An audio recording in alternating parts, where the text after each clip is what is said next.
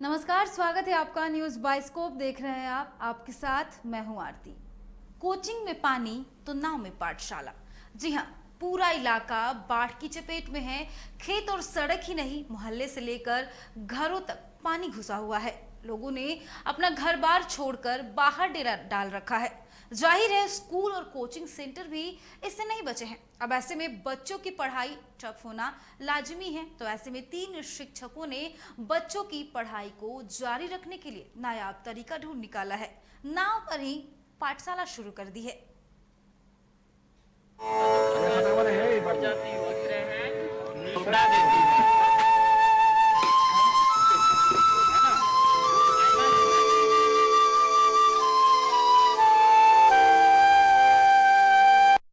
नियम क्या है पहले इसको हम लोग समझ लेते हैं। मान लिए जो है ना, कोई प्रकाश की किरण आती है, मान लीजिए पकड़िए उसको, वह दर्पण उस प्रकाश की किरण लौटा देती है।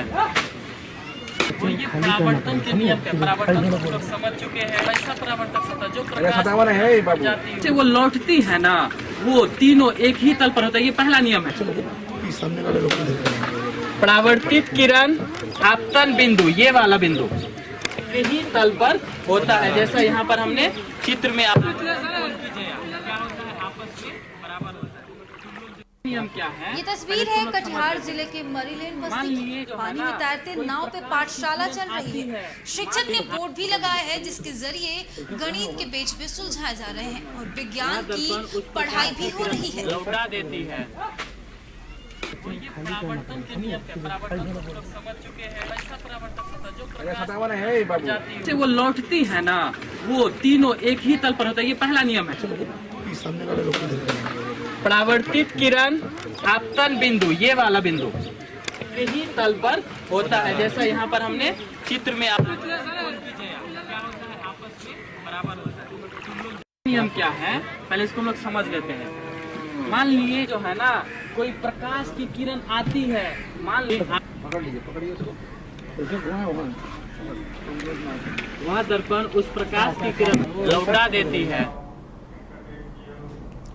कहानी बिहार के कटिहार जिले की है। यहाँ मनिहारी अनुमंडल के कई इलाके बाढ़ की चपेट में हैं। गंगा में उफान के बाद खासकर निचले इलाकों में पानी भर गया है। लोगों को अपना घर तक छोड़ना पड़ा है। पहले जहां लोग अपने अपने काम धंधे में लगे रहते थे, अब पानी ही पानी है वहां पे। मनिहारी का मनीलैंड बस्ती ऐसा ही इलाका है। बाढ़ की वजह से बच्चों की पढ़ाई लिखाई भी चौपट हो रही है। लेकिन इस सब के बीच कुंदन और पंकज और रविंद्र नाम के 3 युवक ने बच्चों की पढ़ाई जारी रखने का अनोखा तरीका निकाल रखा है। ये लोग अपनी कोचिंग में गांव के गरीब बच्चों को निःशुल्क पढ़ाते हैं। जब बाढ़ आई तो उनका कोचिंग सेंटर भी इसके चपेट में आ गया। ऐसे में इन युवकों ने नाव में ही बच्चों को पढ़ाना शुरू कर दिया। का फिलहाल तो घर यहीं है, तो सब मतलब क्षेत्र यहाँ मतलब हम लोग का गांव डूबा हुआ है, तो हम लोग अपना डेली नाव का ही साधन बना लिए हैं और नाव पर ही मास्टर साहब आते हैं तो यहाँ पढ़ लेते हैं। हम लोग का फिलहाल तो घर यहीं है, तो सब मतलब क्षेत्र यहाँ मतलब हम लोग का गांव डूबा हुआ है, तो हम लोग अपना डेली नाव का ही साधन बना लिए हैं और नाव पर ही मास्टर साहब आते हैं तो यहाँ पढ़ लेते हैं। हम लोग का साल के आधा मतलब महीने यानी कि 6 मास हम लोगों के यहाँ पे पानी रहता है और 6 मास सूखा रहता है।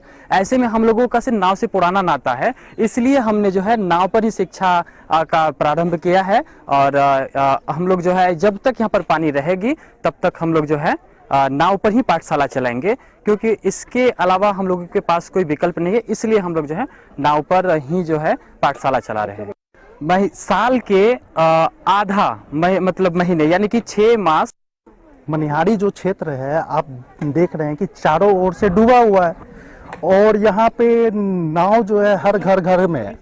तो इसलिए जो है हम लोगों ने ये सोचा कि मतलब अभी सीट व्यवस्था ना होने के कारण जो है कि नाव में ही जो है कोचिंग इंस्टीट्यूट जो है शुरू किया जाए, और इसलिए जो है कि ये जो है कि मतलब स्टार्ट हुआ है। बाढ़ के बीच भी बच्चों की पढ़ाई न रुके, इसके लिए 3 शिक्षकों ने अनूठा तरीका निकाल रखा है।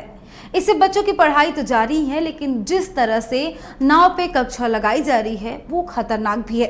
ऐसे में इस पे ध्यान देना बेहद जरूरी है कि बच्चों की सुरक्षा के साथ कोई खिलवाड़ न हो।